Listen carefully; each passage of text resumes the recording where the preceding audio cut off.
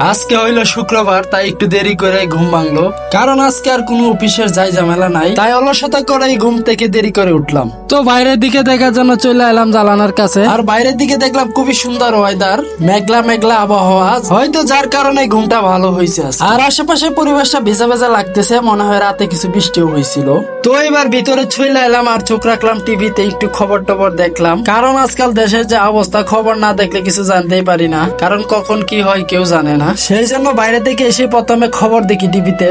তো যাই হোক, আবার টিভিতে খবর দেখার পাশাপাশি শিমের বিচি খাওয়া যাক, যেগুলো ঈদে বাড়াই গেছিলাম তখন আম্মা দিয়ে দিয়েছিল, আর খাইতে মনে থাকে না, আর যখন অবসর টাইম পাই তখনই মনে হয়, আর তখনই বের করে খাইতে শুরু করি, কারণ এটা একটা আমার ফেভারিট খাবার। আর এই জন্যই বাড়িতে গেলে আম্মা সবসময় আমাকে দিয়ে দেয়, কারণ উনিও জানে যে এটা আমার ফেভারিট খাবার। আর ইচ্ছা হলে কমেন্টে জানাই যাইতে পারেন কার কি ফেভারিট খাবার আছে, মিলে গেলেই বন্ধুত্ব হয়ে যাবে। তো যাই হোক, হালকা পাতলা নাস্তা তো করলাম, এবার আমার ভাত খাইতে হইব, আর সেই জন্য চোখ রাখলাম ভাতের রেগে। এইখানে দেখতে পাইলাম মাছের তরকারি আছে, যেটা আমার কাছে বেশি একটা পছন্দ না, আর ভাতের ডেগারও একই অবস্থা, অল্প দুইটা রাতে খাবার পর যে ভাত ছিল ওইটা রয়ে গেছে। তো আমার অন্য কিছু খাইতে হইব, আর ভাবতে ভাবতে হঠাৎ মনে পড়লো বন্ধুর বাসায় ফ্রিজে মাংস রাখছিলাম, তাই দৌড়ে গিয়ে চৌকির নিচ থেকে জুতাগুলা বের করলাম, আর ওইগুলা পরে নিলাম তাড়াতাড়ি করে, কারণ তাড়াতাড়ি যাইতে হবে, যদি বৃষ্টি আসে আবার সমস্যা হয়ে যাবে। যাই হোক, অনেকক্ষণ টানাটানি পর জুতাগুলো আমার পায়ে লাগাই ফেললাম, আর এখন আমি বেরিয়ে যাব বন্ধুর বাসার উদ্দেশ্যে।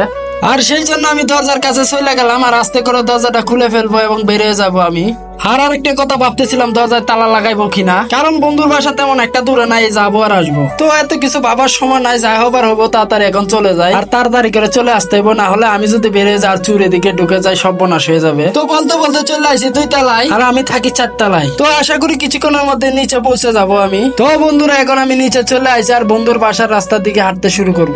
ওরে এই কি অবস্থা, রাস্তায় তো একদম কাদা জমে গেছে, রাতে মনে অনেক বৃষ্টি হয়েছিল, এছাড়াও প্রতিদিন এই রাস্তায় কাদা থাকে, বৃষ্টি হোক আর না হোক, কারণ এই রাস্তার পাশে যে ড্রেনটা আছে এটা বড় একদম কানায় কানায় পানি উপরে উঠে গেছে, যার কারণে কাদার সৃষ্টি হয়েছে। তো আমার এগুলো নিয়ে ভাইবা লাভ নাই, আমি আমার কাজে যাই, কারণ আমার পেটে ক্ষুধা থাকলে অন্য কেউ খাইলে আমার পেট ভরতো না। এই তো চলে এলাম বন্ধুর বাড়ির সামনে, তো এটাই আমার বন্ধুর বাসা, যেখানে আমার বন্ধু থাকে। তো জ্বালানা দিয়ে একটু কিছু কি মাইরা দেখি কি করে বন্ধু ভিতরে। না, বন্ধু একটু ব্যস্ত আছে, আমাকে একটু ওয়েট করতে হবে, তাই এখানে বসে গেলাম বন্ধুর বারান্দায়, কিছুক্ষণ অপেক্ষা করি, কারণ সবারই কাজ থাকতে পারে, এত তাড়াহুড়া করে লাভ নাই, আস্তে আস্তেই যাবো। যাই হোক, এই ফাঁকে একটু বাইরের দিকটা দেখে নেই, কারণ অনেকদিন ধরে বাইরের দিকটা দেখে না, ভিতরেই আসা যাওয়া। আর এমনিতে আমি কাজ ছাড়া কখনো বাইরে বের হই না, যদি কোনো কাজ বা দরকার পড়ে তখনই বাসা থেকে বের হই। তো ওইদিকে বন্ধুর আসার খবর না, একটা বিড়াল আইছে আমাকে দেখতে, নিজেকে এই জন্য খুবই অসহায় মনে হইতেছে, তাই বারবার নিজের দিকে দেখতে চাইছিলাম, আর দেখতে গিয়ে বের হইলে আরেক সমস্যা। তো দেখলাম যে জুতা আমার শেষ, জুতার অনেক দিকে ফাটল ধরে গেছে, যেগুলো দেখতে খুবই বিশ্রী লাগতেছে, কিন্তু কি করবো, আর কিছু করার নাই, এগুলাই পড়তে হইব। আর রাস্তায় পড়ে থাকা এরকম জুতা থেকে আমার এই জুতায় অনেক ভালো,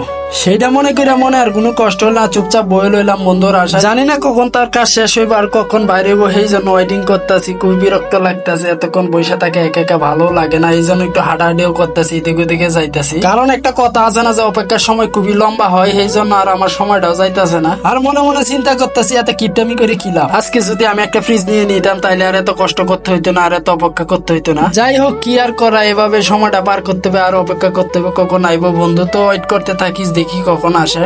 তো অপেক্ষা করতে করতে মাঝে মধ্যে জ্বালানো দিয়ে চুকিয়ে মারতেছিলাম, দেখতেছিলাম বন্ধু কি বাইরে হবে কিনা, আর বন্ধু এদিকে বলতেছে বন্ধু 1 মিনিট দাঁড়াও আসতেছি। তো ঘুরে ঘুরে আমি বিভিন্ন জিনিস দেখতেছি, কি আর করা, কাজ না থাকলে যা করা আর কি। তো দেখতে দেখতে আমার চোখের সামনে একটা ঢাম পড়লো, তো দেখবো এই ঢামে কি রাখে, তো এই জন্য এগিয়ে গেলাম ঢামটার কাছে। তো গিয়ে দেখলাম ঢামটা খালি, একদম কিছুই নাই, হয়তো বৃষ্টির পানি জমা করার জন্য এই ঢামটা এখানে পাইতে রাখছে, আর এখন তো তেমন বৃষ্টিও না, এই জন্য ঢামটা কালি পড়ে আছে। তো যাই হোক, বন্ধুর বাড়ির সামনে যে রাস্তাটা আছে এটা দেখতে খুবই সুন্দর, মাঝে মধ্যে এখানে চলে আসে, আমি ভিডিও বানাইতে খুবই ভালো লাগে আমার, কারণ এখানে আইলে আমার সবুজ কিছু গাছপালা চোখে পড়ে, আর নাইলে পড়েই না।